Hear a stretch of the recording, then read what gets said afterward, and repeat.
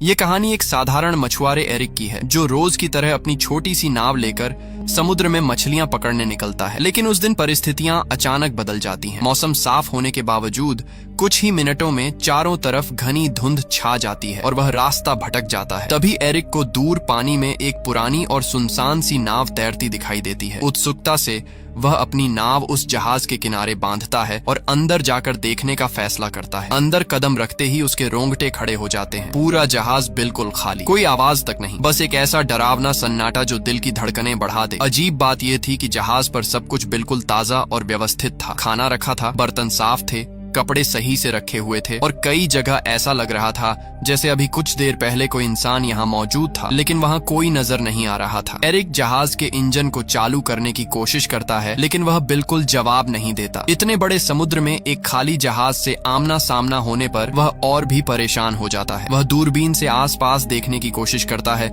शायद कोई दूसरी नाव या मदद का संकेत मिल जाए, लेकिन धुंध इतनी घनी होती है कि कुछ भी दिखाई नहीं देता। आखिरकार वह कंट्रोल रूम में जाता है और रेडियो से मदद मांगने की कोशिश करता है। वह संदेश देता है कि यह जहाज समुद्र में फंसा है और किसी को उसकी आवाज सुनाई दे तो तुरंत जवाब दे। रेडियो पर मैसेज भेजने के बाद एरिक अपने जहाज की ओर लौटने के लिए डेक पर आता है, लेकिन जैसे ही नीचे देखता है उसका चेहरा सफेद पड़ जाता है। उसकी अपनी छोटी नाव वहाँ होती ही नहीं है, जबकि उसने उसे मजबूती से बांधा था। इतना ही नहीं, कुछ ही क्षण पहले तक फैला घना धुंध भी अचानक गायब हो चुका था और आसमान बिल्कुल साफ हो गया था। समय दोपहर का हो चुका था। उसे समझ नहीं आता कि यह सब कैसे और कब हुआ। अब उसके पास कोई दूसरा रास्ता नहीं था। वह वापस उसी रहस्यमयी जहाज में लौट जाता है और नक्शों के सहारे समझने की कोशिश करता है कि वह आखिर कहाँ पहुँच गया है। उसे जल्द ही एहसास होता है कि इंजन ठीक किए बिना यहाँ से निकलना असंभव है। वह पूरे जहाज में औजार ढूंढता है और घंटों की मेहनत के बाद इंजन को ठीक कर देता है। उसके लिए ये सबसे राहत भरा पल होता है, लेकिन समस्या अभी खत्म नहीं होती। वह फिर से रेडियो पर संपर्क करने की कोशिश करता है, लेकिन एक बार फिर कोई उत्तर नहीं मिलता। थका हुआ एरिक ऊपर की तरफ आता है और उसे अचानक पेशाब जाने की जरूरत महसूस होती है। आसपास कोई नहीं दिखता तो वह सोचता है कि जहाज के किनारे जाकर ही निपट लेता है, लेकिन जैसे ही वह किनारे पर खड़ा होता है अचानक कोई उसे जोर से धक्का दे देता है। वह सीधे समुद्र में गिर जाता है। तेज धार और हवा के दबाव में वह वापस ऊपर आने की कोशिश करता है, लेकिन बहुत मुश्किल से जहाज से लटकती रील को पकड़कर खुद को डूबने से बचा लेता है। हिम्मत करके वह धीरे धीरे खींचते हुए दोबारा जहाज पर चढ़ता है। अभी वह पूरी तरह संभला भी नहीं था कि दोबारा नीचे टॉयलेट जाने उतरता है। तभी अचानक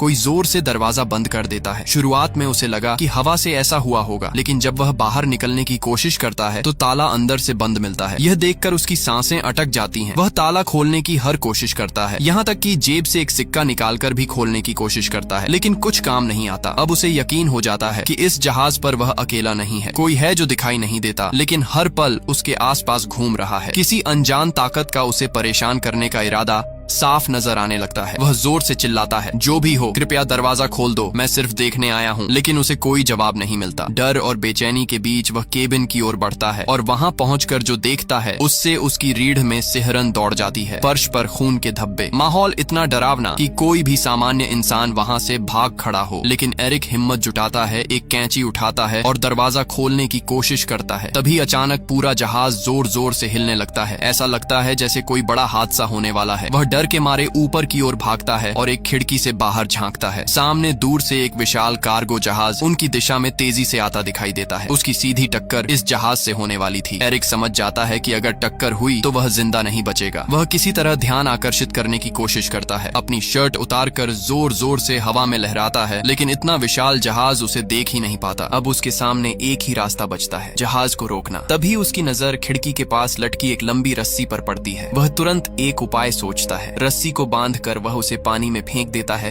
ताकि जहाज की गति रुक जाए, लेकिन उल्टा मुसीबत और बढ़ जाती है। रस्सी इंजन के ब्लेड में फंसकर अंदर की ओर खींच जाती है और उसका फंदा सीधा एरिक के गले में लिपट जाता है। जोर की खींच से उसकी सांसें रुकने लगती हैं। हालांकि आखिरी पल में वह एक औजार से रस्सी काटकर खुद को किसी तरह बचा लेता है। रस्सी से गला जकड़ जाने की घटना के बाद एरिक की गर्दन पूरी तरह लाल पड़ चुकी थी। उसका दम घुट चुका था और वह लगभग मर ही गया था, लेकिन आखिरी क्षण में उसने अपनी बची हुई ताकत जुटाकर खुद को उससे छुड़ा लिया। इंजन में रस्सी फंस जाने से नाव की रफ्तार अचानक धीमी हो गई, पर यह राहत बस कुछ ही पलों की थी, क्योंकि सामने से आते विशाल कार्गो जहाज ने बिल्कुल भी रुकने के संकेत नहीं दिखाए। कुछ ही सेकंड में उस भारी जहाज ने उसकी नाव को जोरदार टक्कर मारी। ये टक्कर इतनी भयानक थी कि पूरा छोटा जहाज हिल उठा और एरिक फर्श पर जा गिरा। उसके सिर में गहरी चोट लगी और तुरंत बेहोशी छा गई। जब कुछ देर बाद उसे होश आया तो उसने खुद को फिर उसी बाथरूम में पाया जहां अब पानी लगभग उसकी गर्दन तक भर चुका था। लेकिन जो बात उसे सबसे ज्यादा भयभीत करती थी वह यह थी कि यह पानी समुद्र का नमकीन पानी नहीं था, बल्कि एकदम मीठा और साफ था, मानो कोई जानबूझकर उसे मानसिक रूप से तोड़ने के लिए हर कदम सोचे समझे तरीके से उठा रहा हो। थक कर टूट चुका एरिक अब विनती करने लगा, जो भी हो कृपया मुझे यहाँ से जाने दो। लेकिन पूरे जहाज में वही खामोशी थी जो हर बार उसे और भी ज्यादा डराती थी। भूख और प्यास से बेहाल होकर उसने शॉवर से बचे हुए पानी को पिया, पर कुछ ही क्षणों में वह भी खत्म हो गया। जब उसने सिंक से पानी पीने की कोशिश की तो पानी का स्वाद बदल चुका था, अब वह खारा था। इसी से उसे अंदाजा हुआ कि कहीं न कहीं जहाज में रिसाव हो चुका है और समुद्र का पानी अंदर आने लगा है। यह समझते ही उसकी घबराहट और भी बढ़ गई, क्योंकि इसका मतलब था कि यह नाव अब ज्यादा देर पानी पर नहीं टिक पाएगी। उसने दरवाजा खोलने की कोशिश की, लेकिन वह बाहर से बंद था। ऐसा लग रहा था कि कोई अदृश्य ताकत उसके हर कदम पर नजर रख रही है और उसे बाहर निकलने से रोक रही है। रात होने तक पानी लगातार बढ़ता गया और वह बहुत थक चुका था। आखिरकार थकावट से उसकी आंख लग गई। रात में समुद्र पर तेज तूफान आया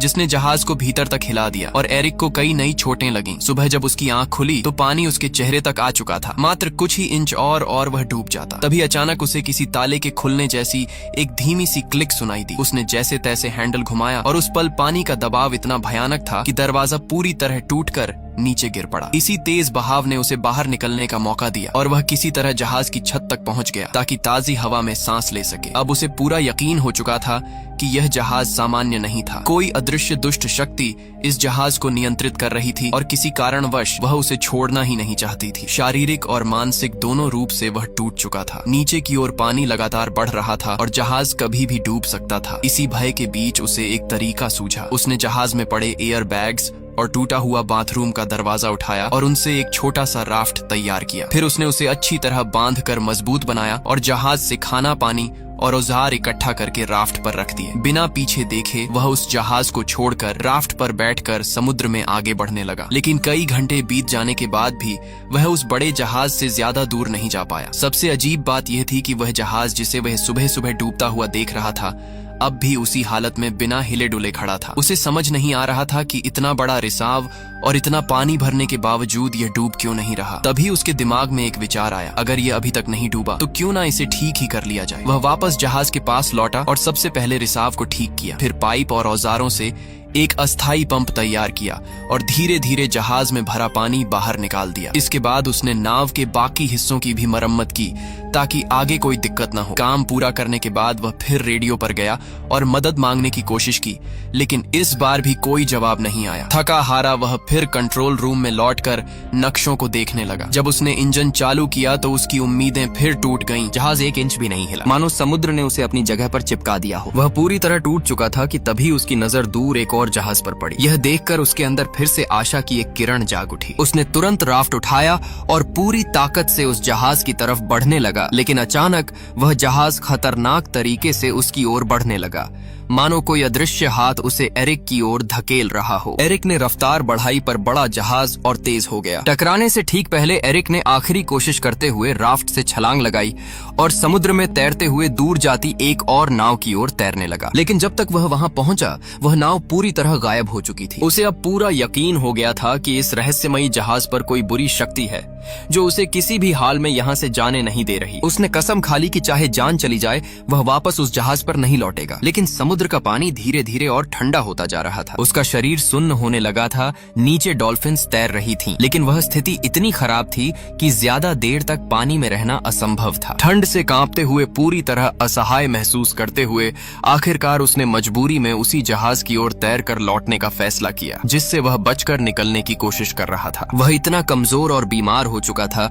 कि उसके पास सोचने की भी ताकत नहीं बची थी। वह चुपचाप एक कंबल ओढ़कर जहाज के कमरे में लेट गया और गहरी नींद में खो हो गया। अगली सुबह जब एरिक की आंख खुली तो उसकी पहली इच्छा थी कि वह हर हाल में इस भयावह जहाज से बाहर निकल जाए, लेकिन जैसे ही उसने उठकर दरवाजे की तरफ कदम बढ़ाया उसका दिल बैठ गया। कमरे का दरवाजा फिर से बंद था, वह अंदर फंस चुका था। यह नई मुसीबत उसे और ज्यादा तोड़ने लगी। उसे समझ नहीं आ रहा था कि आखिर यह जहाज उसके साथ ऐसा क्यों कर रहा है, किस ताकत ने उसे कैद कर रखा है। उसकी नजर अचानक कमरे के एक कोने में बनी छोटी सी लकड़ी की केबिन पर पड़ी। जैसे ही उसने उसे खोला, ऊपर की तरफ एक संकरा रास्ता नजर आया, एक वेंटिलेशन शाफ्ट जिससे शायद बाहर निकला जा सकता था। एरिक उस छोटे से केबिन में घुस गया जो एक बेहद तंग, अंधेरा और धूल भरा स्टोरेज एरिया था। वह कई बार ऊपर चढ़ने की कोशिश करता, लेकिन हर बार फिसलकर नीचे गिर जाता। गिरते हुए उसकी पीठ, हाथ और पैरों पर चोटें भी आईं, मगर वह रुका नहीं। बार बार गिरकर खुद को संभालकर आखिरकार वह वेंटिलेशन की खिड़की तक पहुंच गया। उसने पूरी ताकत से खिड़की को धकेला, झटके दिए,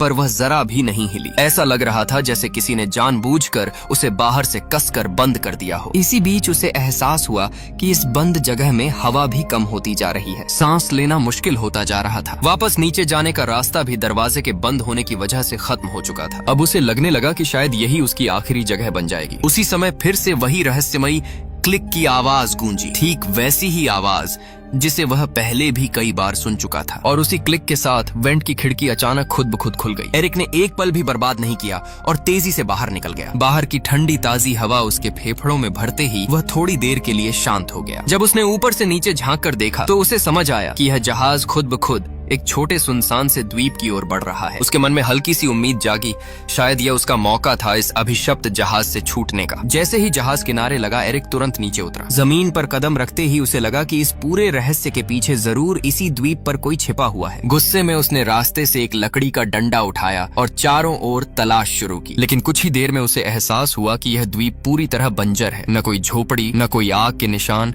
न पैरों के निशान। यहाँ किसी इंसान के होने का तो सवाल ही नहीं था। यह देखकर उसका गुस्सा अब डर में बदल गया। आखिर यह सब कौन कर रहा है? द्वीप से बाहर निकलते ही उसकी नजर एक अजीब दृश्य पर पड़ी। वही रहस्यमयी जहाज जिसने उसे यहाँ तक पहुंचाया था, अब शांति से समुद्र की सतह पर आगे बढ़ रहा था, मानो किसी और शिकार की तलाश में हो। यह देखकर एरिक को पूरा यकीन हो गया कि यह जहाज इंसानों द्वारा नहीं, बल्कि किसी अंधेरी खतरनाक शक्ति द्वारा नियंत्रित है। अगर उसे अपनी जान बचानी है तो उसे तुरंत इस द्वीप से निकलने का कोई रास्ता खोजना होगा। वह खोजबीन करते करते द्वीप की सबसे ऊंची चोटी तक पहुंच गया। वहां से उसे दूर एक और द्वीप दिखाई दिया, लेकिन वह इतना दूर था कि वह वहां क्या हो रहा है कुछ समझ नहीं पाया। फिर वह द्वीप के पीछे की तरफ घूमते हुए नीचे उतरा और तभी उसकी सांसें अटक गईं। वह ठीक उसी जगह पहुंच चुका था जहां से उसकी पूरी घटना की शुरुआत हुई थी। वही किनारा, वही वातावरण और सबसे चौंकाने वाली बात, उसकी अपनी छोटी नाव वहीं बंधी हुई थी, ठीक उसी स्थिति में जैसे उसने पहले दिन छोड़ी थी। यहाँ तक कि आसपास खड़े लोग भी